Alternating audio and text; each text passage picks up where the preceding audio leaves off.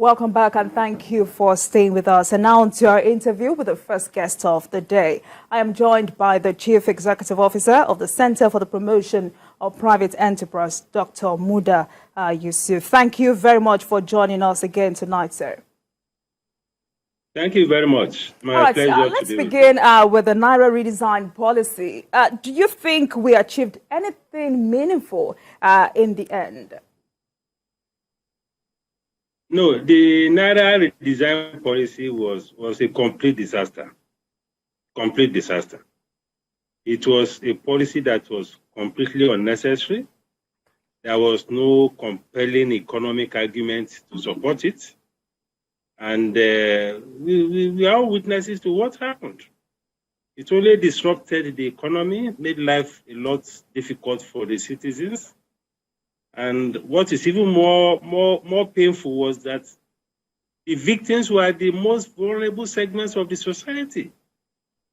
Because those who use cash mainly are the ordinary people. So it's very unfortunate. I mean, there was the argument at first that it will help to curb inflation, it will help the currency, it will help effectiveness of monetary policy. There is no basis, there is nothing to support all those arguments. Of course, there is this other non-economic arguments. I mean, they talk about kidnapping, vote buying, banditry. Well, that is neither here nor there. But whether we should be deploying CBN instruments to be tackling that, I think is something that is debatable. So the naira redesign policy, I think, has done a lot more harm than any good at all. So I think, well, we at least we thank God that at last the CBN was forced to retrace its steps partially, because even as we speak now, I'm not seeing any serious move to ensure that we even print more of the new currency. You still have more of old notes than new notes in circulation. So I hope we not get to a point very close to the end of the year where there will be another stampede. By the time the deadline, the new deadline will be getting near. I think the new administration will have to step seriously into this to avoid a repeat of the disruptions and the dislocations and the sufferings and the pains that the citizens went through in the process of the naira redesign. All right, so Dr. Yusuf, there is so much talk about an imminent subsidy removal. Do we have an option? No, we don't have an option. I say this because this economy is extremely very fragile. This economy is practically on the brink. This economy doesn't have the capacity to carry the burden of this subsidy removal. If we continue this way, we may end up with the IMF, and that will be much worse than what we are currently grappling with. But the IMF will come with all sorts of impossible conditions for us to meet.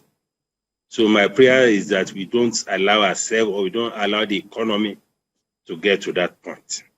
So it is very important that we realize the need for the subsidy removal, and more importantly, to agree on its transition strategy from where we are to where we need to be as far as the subsidy issue is concerned. Of course, I subscribe to the fact that whatever removal has to be done has to be faced, because given the level of crude oil price now, which is a major determinant of pump price, the shock will be too much for the ordinary citizens to bear. We suddenly remove the entire subsidy at this time. That is one. Secondly, for a new administration, because what we have seen is that the can has been practically kicked down the road. So the cross of the subsidy will have to be carried by the new administration.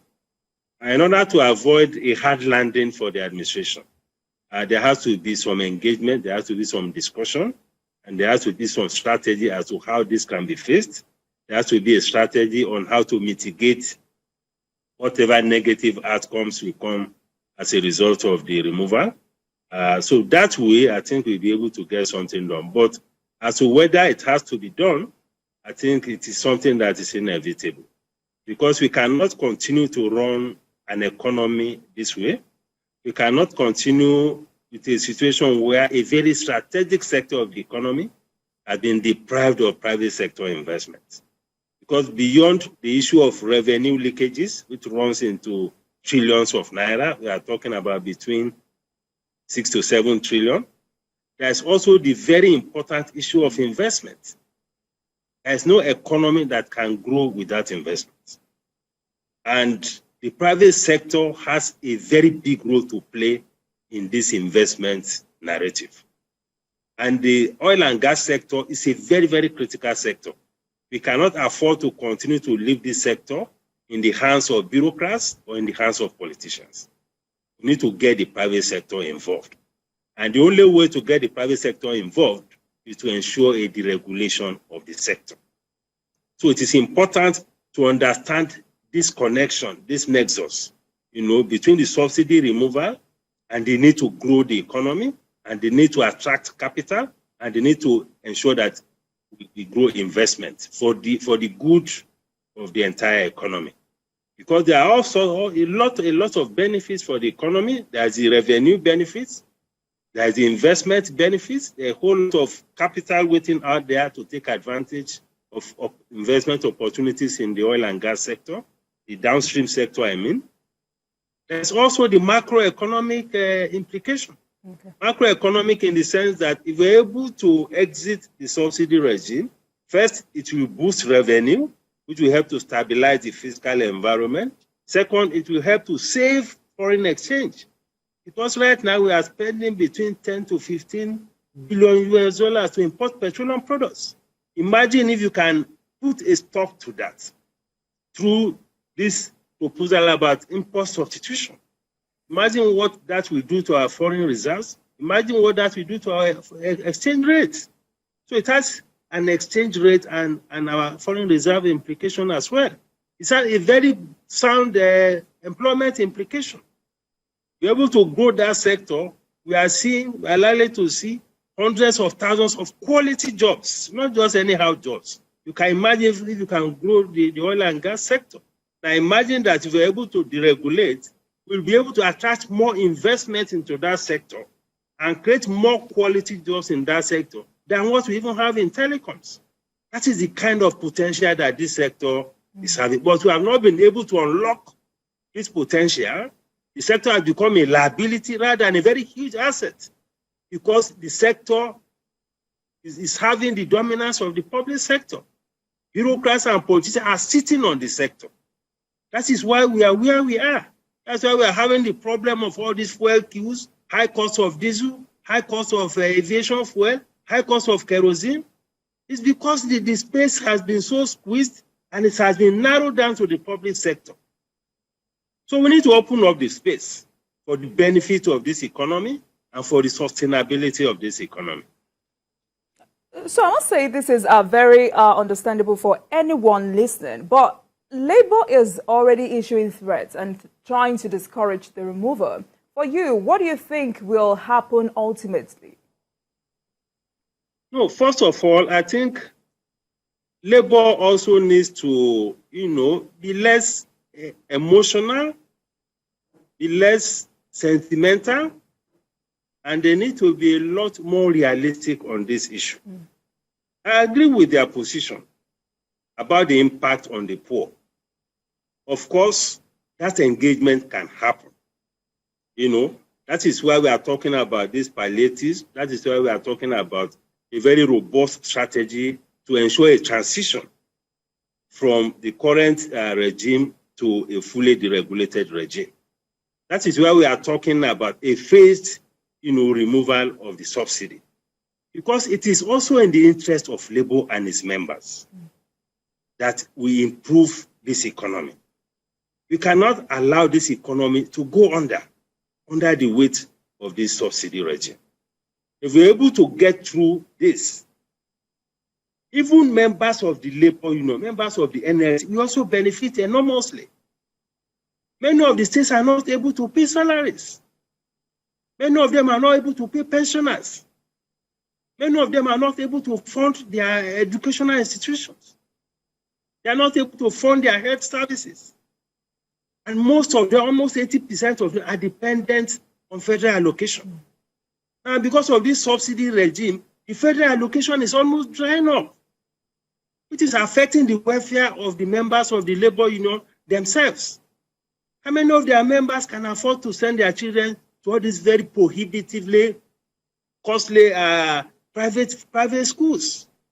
How many of them can afford these private hospitals? So it is in the interest of labor and their members that you have a situation where all the three tiers of government have better access to more revenue so that they can take better care of their members. It's also in the interest of the labor union that we are able to grow the oil and gas sector. We also have members in that sector. That sector has suffered enormously. I mean, compare Nigeria to all the other oil-producing countries around the world. That sector should be one of the biggest sectors for members of the NLC. If you allow more investment to go there. So they should think less of short term. They should think medium term, they should think long term, and they should think of future generation of Nigerians. You cannot say that we are because we are an oil-producing country and you squander the entire resources in the oil and gas sector. And we cannot leave the sector to government. Because the labor has been arguing that unless the refineries work, the regulation cannot take place. The reality is that for us to get domestic refineries to work, we have to get the private sector in there. Government cannot deliver an efficient refinery. We have been on these refineries for close to 8 years, for more than 10 years, spending a whole lot of millions or if not billions of dollars on the turnaround maintenance. We did it for Kaduna, for Warri, for Port Harcourt, for all those, and what have you got out of it? And all this because when you put this kind of project in public sector domain, the risk that we get a very good result is extremely very low. That is what has happened. When we are talking about getting the private sector in, it's for the long-term interest of this economy. I mean, we have seen what the private sector is doing in other sectors of the economy. I mean, I'm talking to you in TVC now. TVC is a private sector initiative. And we have similar television stations like that. The same thing in education, the same thing in aviation, the same thing in health. So tell me what sector that the private sector has not been doing well. So we have to create the environment for the private sector to be there. It's a win-win situation for everybody. Issue of palliatives and all of that, the labor can be involved. And we see how we search that out. Members of the labor unions are also suffering. They are suffering from lack of schools, from lack of quality health care, lack of infrastructure, lack of security. All of these things need funding. How are you going to get the funding? We are spending almost 7 trillion, 6 trillion on this subsidy. And I've also had the argument that it is because of removal of subsidy. That is why we have this challenge with diesel cost, with aviation fuel and all of that. The point I want to make here is that if we are deregulating or withdrawing subsidy, you have to complement it with competition. What we are having now with diesel and aviation fuel, there is no competition. So no matter how well-meaning you are, if you deregulate, you have to create a competitiveness framework so that you have 10, 15 players in the sector. And we have a level playing field for everybody. What you have now is only an NPC that is supplying this product. And that is why we are having the crisis we are having, even with diesel and with aviation fuel and kerosene. So, Dr. Yusuf, so these things have to be approached in a very holistic manner.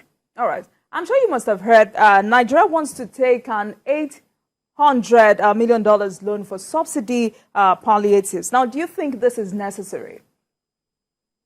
No, I don't think so. First of all, this is not the first time we are talking about palliatives. And one of the major objectives or outcomes of a regime of subsidy removal is that you are going to make a lot more savings. Ideally, you should be spending part of the savings for the palliatives. Okay. It doesn't make much, I don't see what sense it makes. Because you are supposed to get more revenue from the removal of subsidy. We have had similar things in the past. We had the Petroleum Trust Fund. The whole project under the PTF was funded from savings from withdrawal of subsidy. We had the SHOP under the Jonathan administration. The SHOP program was also funded from the savings from the removal of subsidy at the time. So there's no logic in going to now secure a loan for purpose of palliative. That is one. Secondly, even the whole structure and framework for the delivery of palliatives is something that is also debatable. I heard a minister talked about register, about some households that are being registered and all of that. All of these things have to be subjected to some very serious audit so that you make sure that there is no integrity issues around this so-called register. Beyond that, palliative should go beyond just handouts. Policy has a big role to play in the delivery of palliatives. Fiscal policy, for instance. Let us identify sectors that are hurting the poor the most. Food is one of them. How can we deploy fiscal policies to bring down the cost of food? How can we reduce the cost of production in the food sector? Cost of fertilizer, cost of agrochemicals, cost of tractors, removal of import duties and all of these things that are making the cost of production difficult for those who are in agriculture, for those who are in poultry. You need to talk to poultry farmers. They will tell you what they are going through with the cost of poultry feed. The same thing with fishery. I mean, we know even the segment of fish.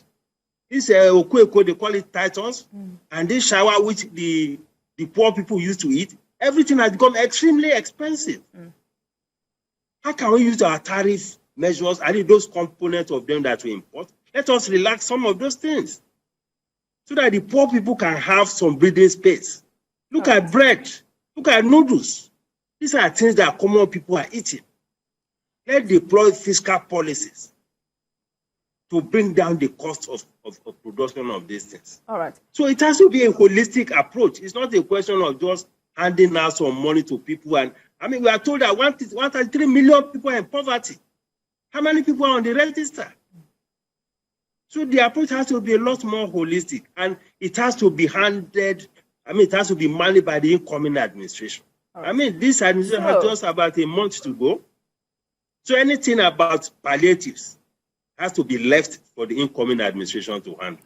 All right. So, Dr. Yusuf, just to put this into proper perspective and perhaps better understanding for some of our viewers, how has the removal of subsidy affected the economy of Nigeria in the past? What impact will the removal of subsidies have on the cost of living for ordinary Nigerians? And how can the government ensure that the savings from the subsidy removal are used to fund social welfare programs and infrastructure development? Now, as to the impact of the subsidy removal in the past, we did not have a sustainable strategy for subsidy removal in the past. When we talk about subsidy removal, you allow the market fundamentals to determine price. And the pricing regime has to be a dynamic thing. Pricing regime cannot be static. You cannot say that you remove subsidy and you now peg the price. That is not what we are talking about. Because when you peg the price, when variables that are affecting the cost begin to move, before you know where you are, the subsidy will resurface. So that is where we got it wrong with the previous attempts. It's a dynamic phenomenon. Prices will adjust according to fundamentals. But more importantly, is to create an environment where you have more suppliers so that the competition pressure will be regulating price. It's not price to be regulated by agencies of government, no. Although if things are getting completely out of hands, there could be some intervention as is done in other advanced economies. But what we have done in the name of subsidy removal in the past was to go and peg the price. And as the cost fundamentals were shifting, the prices remain static. And before you know where you are, the subsidy came up again. So what we have done in the past is not exactly the kind of strategy we are talking about. Okay, so that is the point. And the argument are still valid. If you remove the subsidy, you have more money in the federation account, which will benefit all the tiers of government. Whether the government now use it well or not, it is for us as citizens to engage them. The citizens have a role to ensure transparency in the use of public funds. We cannot say because people are corrupt, then you create a situation where you create a whole lot of distortions in the economy. No. It's work in progress. This is democracy. So to put more resources in the hands of the people, but we have not seen the growth of investment, which is the more important part of it, because the strategy was not followed through. If the strategy was followed through, by now, we should have had multiples of private refineries. But we don't have them. How do we invest in a sector where the government is not controlling the cost and government is dictating the price? It cannot happen. I mean, these people are business people. There are a whole lot of opportunities in that space for people to invest, not only in refineries, even in petrochemicals, in fertilizer, in pipelines, even in the trucks, in marketing. There are a whole lot of opportunities to unlock. And if you're able to unlock it, that will lead to its rapid growth of this economy. We should be seeing a growth of between 6 to 7%, if not more. So we cannot compare what we are talking about with what happened in the past. What happened in the past was a haphazard.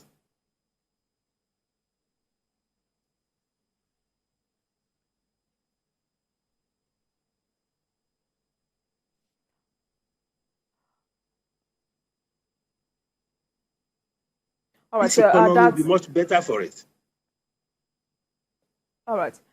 So a new administration will be inaugurated on the 29th of May.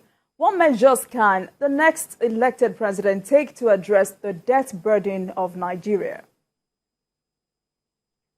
Well, the issue of the debt burden is a very big challenge. And the debt burden is also not unconnected with this issue of subsidy removal that we talk about. Because when you spend almost 6 trillion, 7 trillion on subsidy, it limits the revenue available for you to carry out the activities of government. And because you have that limitation, you have to fall back on borrowing. So these issues are connected. So to deal with the issue of debt, medium to long term, we need to undertake some critical reforms. And one of the key reforms is this oil and gas sector reform, which is captured to a large extent in the Petroleum Industry Act. If we do that, first, we save a whole lot of revenue, because debt is about you're not being able to find the resources, internal resources, to be able to meet your needs. So if you're able to unlock revenues from subsidy, that will help. Then we also have another major problematic subsidy, which is foreign exchange subsidy. We're also losing a lot of revenue in that space. And other people who are in arbitrage and all sorts of people are taking advantage of that. Moving foreign exchange from the official window to the parallel market. We are losing close to 4 trillion annually to foreign exchange subsidy. We can unlock revenue from there. Then we're able to deal with this oil theft. The current administration is doing at least some quite a good work lately. We can build on that to ensure that we produce a lot more oil.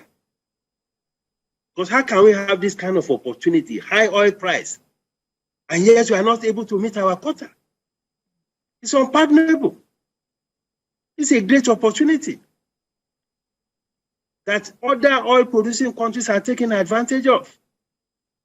So we need to deal with the leakages in the oil and gas, particularly our oil production. That will also unlock a whole lot of revenue. Then we need to deal with our budget process. The budget process also needs to be reformed. Because you have heard all sorts of stories about budget padding, about duplication of projects, about all sorts of budget headings. We need to clean it up. If we clean it up, we make some savings from there. Then there should also be savings from the cost of governance itself. Are we getting value for money in government expenditure? So there are issues to be dealt with on the cost side. There are issues to be dealt with on the revenue side. That is what we mean by fiscal consolidation. We need to further reform our tax system to make it more efficient, to ensure that our tax system is truly a progressive tax. Here, those who have the capacity are paying something that is commensurate to the income that they are earning. So we can do a lot more in the tax space. Those who are not in the tax net, how do we bring them in? Those who have the capacity to pay more, how do we get them to pay more? So it's a whole range of issues. And generally, if we are able to ensure a very stable macroeconomic environment, a more secure environment, we have more investment. Investment is at the heart of economic growth. If you have more investment, this economy will grow. We grow far more than what we are talking about now. You can grow at 7, 8, even 10% GDP growth. Because it's a very big economy. It's the biggest economy on the continent. And if we're able to grow the economy, there's a correlation between economic growth and revenue growth. So when the economy is growing, revenue will also grow. All right, so Dr. Yusuf, these are great measures you have highlighted. But let me ask you, are there likely challenges or major challenges the elected president of Nigeria will face in addressing this debt burden? Well, servicing this current debt situation is, of course, an issue. It's a burden. It's an immediate challenge that the new administration will have to face. But if we take all these steps, some of these steps are short-term. There are steps that can be taken within the first 2-3 months of the administration. And it will continue to change the whole narrative. Because when there's also the right kind of signaling, things will continue to fall in place. And of course, we can also have engagement with our creditors, if need be, to check and see how we can restructure, space out, discuss the terms of the current debts. Yes, why not? Just to create some breathing space for the administration. These are engagements that can happen. You can look at the cost of some of these debts. But more importantly, is to address the issue of fiscal consolidation, which I highlighted earlier. So that we can strengthen revenue and we can also manage costs. I think that is the way to go. Right. Some of those things can be short term. Some of them are medium term. Some of them are long term. So some economists say the nation needs to restore macroeconomic stability by reducing the domestic and external imbalances. Do you agree that this is the way to go? Of course, that is the way to go. We cannot have an economy where, first of all, we are having this kind of huge deficit, an economy where almost 80% or more of our revenue are being used to service debt, an economy where inflation is at 22, 23, and because if you look at the inflation numbers, sometimes they're even much more than what we have been told by the NBS. And we also have an economy where we have this multiple exchange rates. These are some of the things that are creating these imbalances in the economy. And in order to straighten all of these things, we need to create an environment that we have a lot more confidence in this economy, an environment that will also allow for a lot more production, so that we reduce our import, we strengthen import substitution. And that will require a whole lot of things around the regulatory environment, around our foreign exchange environment. If you talk to investors as to their experiences in the foreign exchange market, you will know that it's really a nightmare for many of them. So we need to strengthen the internal capacity to produce, to be competitive. And that will involve some of these macro issues around inflation, exchange rate, interest rate, and all of that. It will also involve issues around the structural challenges. All right. The cost of production, the problems that people are going through at the ports.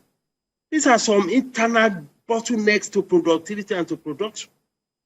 So if we're able to do that, we rely a lot less on importation. We are able to also ensure that we have a situation where you inspire a lot more confidence of investors, whether they are domestic investors or they are foreign investors. You need to inspire that kind of confidence. Once we have that, a lot more capital will come in. We're able to reform our foreign exchange environment, for instance. A lot more capital will come in. All right. Current foreign exchange policy is blocking investment. It's blocking the inflow of capital. And I'm surprised that this administration still continues to allow this kind of thing to happen up until now. All right. It's one of the first things that the incoming administration to deal with. We cannot have this kind of situation to continue. All right. Where some people are buying foreign exchange at 460, other people are getting it at 750. You don't run an economy that way. Thank you very much, Dr. Muda Yusuf. I must say very thank you for coming on Politics Tonight. I've been speaking with Dr. Muda Yusuf, Chief Executive Officer, Center for the Promotion of Private Enterprise. Thank you very much, sir, for coming on Politics Tonight and for your brilliant views on our discussion tonight. Thank you very much for all Thank you very much. Thank you.